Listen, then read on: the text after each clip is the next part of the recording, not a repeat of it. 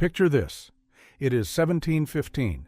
A battered sloop cuts through warm Caribbean water somewhere between Nassau and the coast of Hispaniola. On board are 63 men. Some of them are former Royal Navy sailors who deserted after being flogged one too many times. Others are runaway indentured servants from the sugar plantations of Barbados. A handful are escaped enslaved men who will never, under any circumstances, go back. Now, zoom out. Imagine a map of the Caribbean stretching from the Florida Keys through the Bahamas, across to the Lesser Antilles, and along the Spanish Main. Hundreds of trade routes crisscross this water like veins. Spanish treasure fleets move silver from Portobello to Havana. English merchantmen haul tobacco from Virginia. French vessels carry sugar from Martinique. And somewhere between all of those routes, ships like this one are waiting. Pull the camera wider. You can trace the triangle, Europe to Africa to the Americas and back, and understand that piracy did not exist in a vacuum. It existed because this system existed. Every role on that pirate ship was a direct response to the world that created them. This is not the Hollywood version. There were no parrots on shoulders, no walking the plank, and no buried treasure maps with a red X. What there was on board that ship was one of the most surprisingly organized, democratic, and brutally efficient operations of the early 18th century. Every single person on that vessel had a job. Every job had rules. And if you did not do yours, you answered to the crew. Not to a tyrant in a feathered hat, to the crew. So let us go through every role on a real pirate ship, how each one actually worked, and why the truth is far more interesting than the legend. We need to start with the captain, because the captain is where the biggest myth lies. In the Royal Navy and on merchant vessels, a captain's word was absolute law. He could flog you, starve you, chain you below decks, or throw you overboard, and there was nothing you could do about it.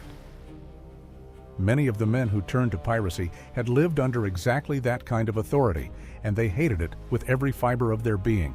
So when pirates elected their own captains, and yes, they were elected, they designed the role to be something completely different. A pirate captain was chosen by a majority vote of the entire crew. Every man got one vote.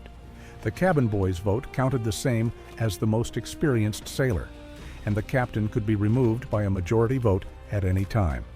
Cowardice, poor judgment, cruelty, incompetence, or simply because the crew lost confidence. Captains were voted out regularly. Some were voted out and then voted back in months later when the crew realized they actually needed them. The captain's real authority was limited to two situations. During battle, when cannons were firing and there was no time for debate, the captain gave orders and you followed them. And during a chase, whether pursuing a prize or fleeing a warship, speed decisions needed a single voice. Outside those situations, the captain had remarkably little power. He could not punish crew members on his own. He could not decide where the ship sailed without consulting the crew. He could not take a larger share than the articles specified. He ate the same food as everyone else. On many ships, he did not even have a private cabin. Some of the most famous pirate captains understood this balance perfectly. Bartholomew Roberts, Black Bart, captured over 400 ships. He maintained discipline through competence, not fear.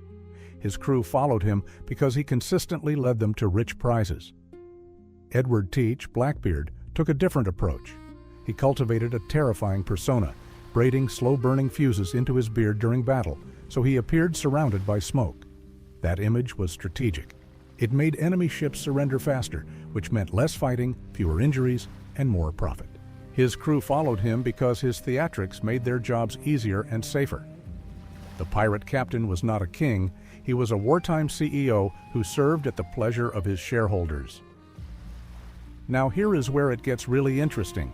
Before we go any further, I need to stop for a second, because what I've been showing you in these videos only scratches the surface. And I realized at some point that the full picture, the actual pirate code, word for word, the real punishment records, the exact treasure division shares, the ports that secretly funded them, it doesn't fit in a video.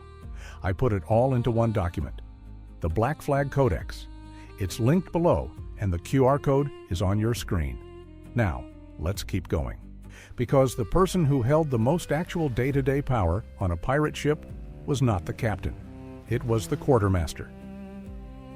The quartermaster was the crew's elected representative, their advocate, their judge, and their operational manager all rolled into one. If the captain was the wartime leader, the quartermaster was the peacetime governor. And since pirates spent far more time sailing between prizes than actually fighting, the quartermaster ran the show most of the time. His responsibilities were enormous. He settled disputes between crew members. If two sailors got into a fight, the quartermaster heard both sides and made a ruling. If the disagreement was serious enough, he could arrange a formal duel, but only on shore, never on the ship, because a fight on board endangered everyone. He distributed food, drink, and supplies, making sure everything was divided fairly. On a ship where fresh water could run out and provisions could rot, fair distribution was not a luxury. It was survival. He also oversaw the division of plunder. When a prize was taken, the quartermaster inventoried everything: gold, silver, jewels, trade goods, weapons, clothing, navigational instruments, food, and drink. He cataloged it all and then divided it according to the ship's articles. This was sacred. Cheating the crew out of their fair share was one of the fastest ways to get marooned on a sandbar, or worse. The quartermaster also served as a check on the captain's power. If the captain made a decision the crew disagreed with, the quartermaster could call for a vote to overturn it. If the captain tried to punish someone unfairly, the quartermaster could intervene. This deliberate separation of powers, with the captain handling battle and the quartermaster handling everything else, was remarkably sophisticated for a group of men that history likes to dismiss as lawless thugs. Some historians have pointed out that this system of checks and balances predates the formal constitutional structures of many Western democracies.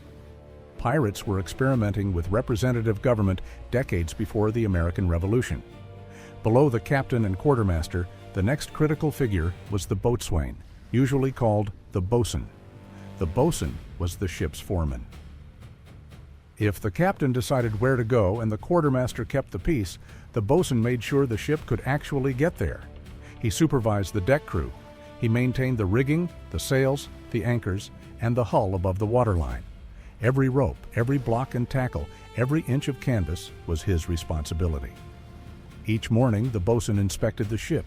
He checked lines for fraying. He examined sails for tears. He tested the tension of the standing rigging that held the masts in place. A frayed line at the wrong moment during a storm could bring down a mast, and a fallen mast in the open ocean was often a death sentence. The bosun carried a whistle, a distinctive silver call that could be heard over wind and waves. Different patterns meant different things. One called all hands on deck. Another signaled a change of watch. In an era before electronic communication, that whistle was the ship's intercom system. He was also responsible for discipline in the work crew, but on a pirate ship, that discipline looked very different from the Royal Navy. In the Navy, a bosun could order a man flogged for laziness. On a pirate ship, the bosun led by example and peer pressure did the rest. If a man was not pulling his weight, the rest of the crew noticed, and they handled it themselves. The bosun was usually one of the most experienced sailors on board, a man who understood every inch of the vessel and could fix almost anything with the materials at hand. In a world where the nearest repair dock might be weeks away, that kind of practical knowledge was worth more than gold. Then there was the sailing master, sometimes simply called the navigator, and this was arguably the most valuable specialist on the entire ship. Navigation in the early 18th century was extraordinarily difficult. No GPS, no radio beacons, no satellite imagery. A navigator determined the ship's position using dead reckoning, celestial observation, coastal landmarks, and hard-won experience. Dead reckoning meant tracking speed, direction, and time to estimate position. He used a compass for direction and a chip log, a piece of wood thrown overboard attached to a knotted rope, to measure speed. He counted the knots that passed through his hands in a set time, which is where the nautical term knots comes from. For more precise fixes, he used celestial navigation, measuring the angle between the horizon and the sun at noon to determine latitude. Longitude was notoriously difficult to determine accurately until reliable marine chronometers arrived later in the century, which is why ships frequently ended up far from where they thought they were. Charts were precious. A good set of Caribbean charts with accurate depth soundings, harbor entrances, and reef locations could be worth as much as a chest of silver. When pirates captured a ship, they often valued the navigator's charts and instruments more than anything else aboard. The sailing master also understood weather. He read cloud formations, wind shifts, and the behavior of seabirds to predict storms. Getting caught in a Caribbean hurricane was far more lethal than any naval engagement. A good navigator kept the ship away from those storms. A bad one got everyone killed. Because of this expertise, sailing masters were sometimes forced men, captured from merchant or naval vessels and compelled to serve. Pirates recognized that navigation took years of experience. When they captured a skilled navigator, they gave him a choice: join voluntarily or join anyway. Many accepted, especially when they discovered that pirate crews paid far better than legitimate service. The master gunner was the chief of the ship's artillery, and his job was more nuanced than you might expect. Pirates generally preferred not to fight. A battle meant damage to their own ship, injuries and deaths among the crew, and the possibility that the prize itself would be wrecked or sunk. The ideal scenario was for the target to see the pirate flag, hear a warning shot, and surrender immediately. That happened more often than you would think. The master gunner made that warning shot count. He maintained the cannons, kept the gunpowder dry and properly stored, supervised the manufacture of ammunition, and trained the gun crews. He knew the range and accuracy of every cannon on board. He knew which ones pulled slightly to port and which ones had a tendency to misfire if loaded too fast. When a fight was unavoidable, the master gunner directed fire. Pirate tactics differed from naval warfare in a critical way. Navies tried to sink enemy ships with broadsides aimed at the hull below the waterline. Pirates did the opposite.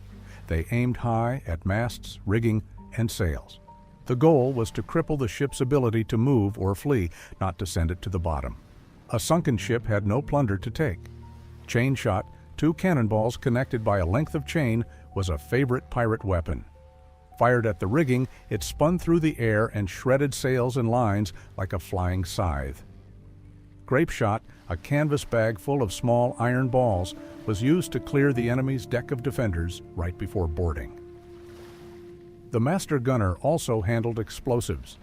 Pirate crews used hand-thrown grenades filled with gunpowder and scrap metal to cause chaos during boarding.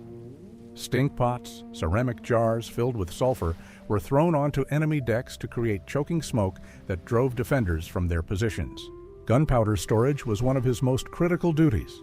Black powder absorbs moisture and can be set off by a spark or friction. The magazine was the most carefully controlled space on the ship. No open flames, no metal tools, and strict limits on who could enter. The master gunner held the keys. The carpenter was the doctor who kept the ship alive. Wood was the only material available for hull repairs, mast repairs, plug leaks, rebuild damaged structures, and fashion replacement parts. The carpenter did all of this, often while the ship was still at sea and still taking on water. His most critical job was keeping the hull watertight. Wooden ships leaked constantly. Planks shifted, caulking worked loose, and marine worms called teredo worms bored into the wood below the waterline, turning solid timber into Swiss cheese. The carpenter patched, caulked, and reinforced the hull in an endless battle against the sea. Periodically, the ship had to be careened. It was run aground on a beach at high tide, and when the tide went out, the exposed hull was scraped clean of barnacles and worm damage, recaulked, and coated with tar and tallow. Careening was dangerous because the ship was defenseless, heeled over on its side with cannons useless. Pirates chose isolated beaches and posted armed lookouts while the carpenter worked as fast as possible. The carpenter also built and repaired gun carriages, fixed the ship's boats used for shore raids and transferring plunder, and maintained the pumps that kept bilge water from rising too high in the hold. Like the sailing master, carpenters were sometimes forced into pirate service. Their skills were too valuable to let walk away. Now let us talk about the surgeon, and this is where things get genuinely grim. Medical care on any ship in the early 1700s was primitive by modern standards, but pirate ships faced particular challenges. They could not exactly sail into a Royal Navy port and ask for medical assistance. They had to handle everything themselves. Stop for a second. What you just heard about the pirate code is the part that rewrites everything you thought you knew. But it only lands when you see the actual shares, the exact fractions written into the Articles of Agreement, the punishments, the port records, the names of the men who funded them from government offices. It's all in the Black Flag Codex, linked in the description. 5 seconds. Grab it now, because what comes next builds directly on it. Link is below. QR code is on your screen. The surgeon, if the crew was lucky enough to have one, dealt with everything from tropical diseases to battle wounds. Malaria, yellow fever, dysentery, and scurvy were constant threats. Scurvy, caused by vitamin C deficiency, could devastate a crew on long voyages. Teeth fell out, old wounds reopened, joints swelled, and eventually the heart gave out. Some captains, through trial and experience rather than scientific understanding, learned that citrus fruits prevented it, but the knowledge was inconsistent and often ignored. Battle wounds were the surgeon's most dramatic challenge. A cannonball could shatter limbs beyond repair. Splinters from a hull impact, jagged shards of oak as long as a man's forearm, caused horrific puncture wounds. The primary tool for shattered limbs was amputation. No anesthesia beyond alcohol, no antibiotics, no sterile environment. The patient was held down, the surgeon cut fast, and the stump was cauterized with hot tar. Infection killed more men than the initial wounds. Pirate articles often included specific compensation for lost limbs. The Articles of Bartholomew Roberts specified that a man who lost a right arm in battle received 600 pieces of 8 or 6 slaves. A lost leg was worth the same. A lost eye or finger earned 100 pieces of 8. This was, in effect, an early form of workers' compensation and disability insurance, something that would not become standard in legitimate employment for another 2 centuries. Surgeons were almost always forced men, taken from captured ships. Some carried signed letters from their captors stating they served unwillingly, which they could present as a defense if tried for piracy. The courts sometimes accepted these letters. Sometimes they did not. The cook is a role that gets almost no attention in pirate stories, but food was one of the most important factors in crew morale, and the cook controlled it. Cooking on a wooden ship fueled by an open fire was inherently dangerous. The galley stove, a brick or iron firebox, was one of the only places on the ship where open flame was permitted, and it was monitored carefully. A kitchen fire on a wooden ship loaded with gunpowder was not a minor inconvenience. It was a catastrophe. The cook worked with limited and often deteriorating supplies. Salted beef and pork packed in brine were the primary proteins. Hardtack, a tooth-cracking biscuit of flour, water, and salt, was the staple carbohydrate. Salted meat had to be soaked before cooking to remove enough salt to make it edible, and even then, the texture was somewhere between leather and cardboard.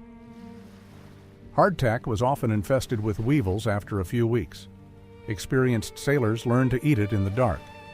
When the ship took a prize or stopped at port, fresh provisions transformed the cook's capabilities. Sea turtles were a Caribbean pirate staple because they could be kept alive on deck for weeks, providing fresh meat on demand.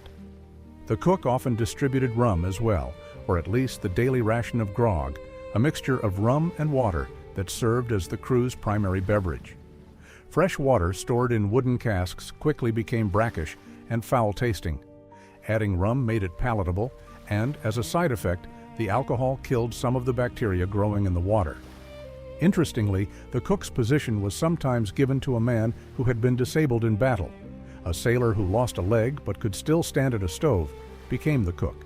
It was a way of keeping injured crew members productive and providing for them rather than simply abandoning them. A lesser-known but essential role was the cooper. The cooper made and repaired barrels, and if that sounds mundane, consider that virtually everything on a ship was stored in barrels. Water, rum, gunpowder, salt beef, flour, tar, and plundered goods. A cooper who could not keep water barrels watertight could lose the crew's drinking supply. One who could not keep powder barrels airtight could render the arsenal useless. Barrels also served as ballast management. As provisions were consumed, the cooper reorganized the hold to maintain the ship's balance. A poorly balanced ship sailed sluggishly, handled badly in rough weather, and was slower to maneuver when chasing a prize or running from a warship. Then there were the powder monkeys, and these were often the youngest members of the crew. A powder monkey's job was to run gunpowder from the magazine to the gun crews during battle.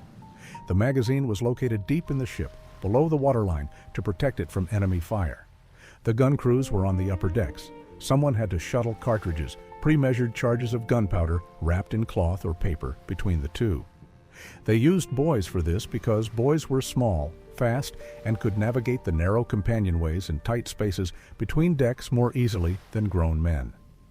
Some powder monkeys were as young as 11 or 12.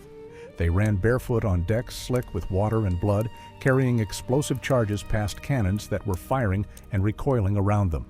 It was one of the most dangerous jobs on the ship during battle. Outside of combat, powder monkeys served as general helpers. They cleaned, ran messages, assisted the cook, helped the boatswain with simple rigging tasks, and learned the fundamentals of seamanship. Many of them grew up on the ship and graduated into full crew members as they got older and stronger. The presence of boys on pirate ships is one of those facts that reminds you these were real communities, not just raiding parties. Some of these boys were orphans, some were runaways, some were the sons of crew members. They were being raised in the only way available by a floating society that existed outside every law and every nation. High above the deck, the riggers and topmen worked in what was arguably the most physically demanding and dangerous environment on the ship. These were the men who climbed the masts, sometimes over 100 feet above the deck, to set, reef, and furl the sails. They worked on foot ropes, thin ropes strung beneath the yards, balancing while wrestling heavy canvas in winds gusting to 40 or 50 knots. One slip meant a fall to the deck, almost always fatal, or into the sea, which amounted to the same thing. Topmen worked in all weather. During a storm, when sails needed to be reefed to prevent the wind from ripping them apart, they climbed into conditions that would terrify most people on solid ground. The mast swayed with the ship's motion, amplified at height, so that a gentle roll on deck became a violent arc 100 feet up. Experienced topmen were among the most respected members of the crew because everyone understood how dangerous their work was and how essential it was.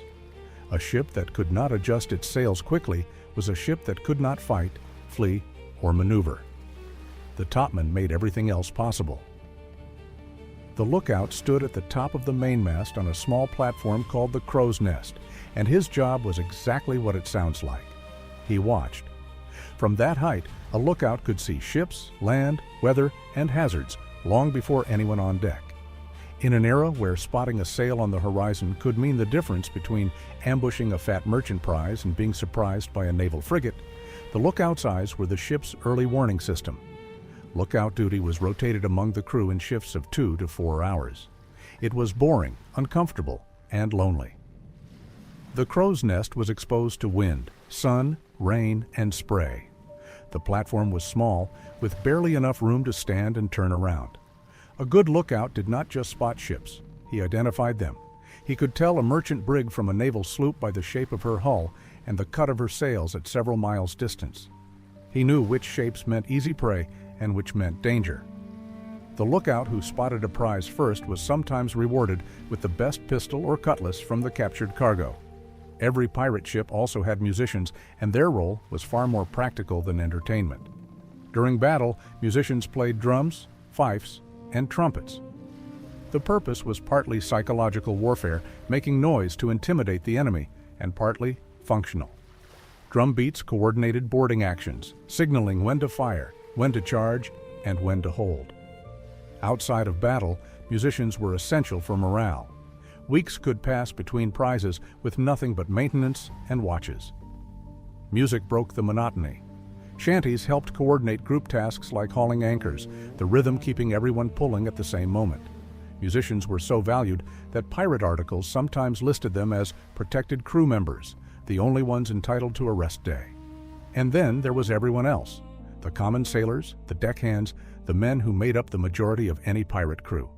These men hauled lines, scrubbed decks, manned the helm, stood watches, loaded cannons, boarded enemy ships, and did the 1,000 small tasks required to keep a sailing vessel operational. They were not specialists. They were generalists who could turn their hand to whatever was needed at any moment. Most had previous sailing experience from merchant ships or the Navy. Some were volunteers who actively sought out pirate crews because the pay, food, and treatment were better than legitimate service. Others were pressed into service, though pirate crews generally preferred willing men because an unwilling sailor was a potential mutineer. The common sailor worked in rotating watches, 4 hours on and 4 hours off, around the clock. He slept in a hammock slung between beams below decks, ate the same food as everyone else, including the captain, and had a vote in all major decisions. And when a prize was taken, he received his full share. That last point is important. On a merchant ship, common sailors were paid a fixed wage, usually a pittance, regardless of how profitable the voyage was. The captain and the ship's owners took the lion's share. On a pirate ship, every man received a share based on the articles. A common sailor typically received 1 share. The captain received 1.5 to 2 shares. The quartermaster received 1.25 to 1.5. Specialists like the master gunner, surgeon, and carpenter received 1.25 shares. The difference between the lowest and highest paid members of the crew was small compared to any legitimate vessel. All of this, every role, every responsibility, every share of plunder, was governed by the Articles of Agreement. And the Articles are where the pirate crew's real genius becomes clear. Before a pirate ship sailed on a new voyage, the entire crew gathered and collectively drafted and signed the Articles. These were the ship's constitution, and they were remarkably detailed. The Articles covered the division of plunder, specifying exact shares for every rank. They covered compensation for injuries. They covered discipline, listing offenses, and punishments. Common rules included no gambling for money on board, no open flames below decks after a certain hour, no fighting on board with disagreements settled on shore, and no bringing women aboard, though this rule was frequently broken. They specified the captain's authority and limitations, outlined the quartermaster's powers, and described rules of engagement for how prisoners should be treated. Every man signed or made his mark before the voyage began. By signing, he agreed to be bound by the rules and accepted that breaking them meant punishment by the crew. Penalties ranged from reduced shares to marooning to death for the most serious offenses, like deserting during battle or stealing from fellow crew members. The Articles created a society with laws, rights, obligations, and a clear social contract. Every man knew exactly what was expected of him, what he would receive in return, and what would happen if he failed to hold up his end. It was, in a very real sense, a system of government, rough and imperfect, but functional and, by the standards of the era, remarkably egalitarian. And that is the reality of how a pirate crew worked. It was not chaos. It was organized labor. It was not tyranny. It was democracy, crude and violent at times, but democracy nonetheless. Every man had a role that the entire ship depended on, from the captain who led in battle to the powder monkey who kept the cannons fed to the cooper who kept the water barrels from leaking. These crews were made up of men who had been ground down by the legitimate systems of their time. Sailors flogged in the Navy, servants worked to death on plantations, men who looked at the world they had been handed and decided, not this. So they built something else. Beyond the reach of kings and companies and courts, they built a floating society where every man had a voice, every man had a share, and every man had a role. It was violent. It was short-lived. Most of them died young. But for a brief window of time, they created something the empires chasing them could not offer. A place where the lowest man on the ship could look the captain in the eye and say, "I voted for you, and I can vote you out." That is how a pirate crew actually worked. And now you know every role that made it possible.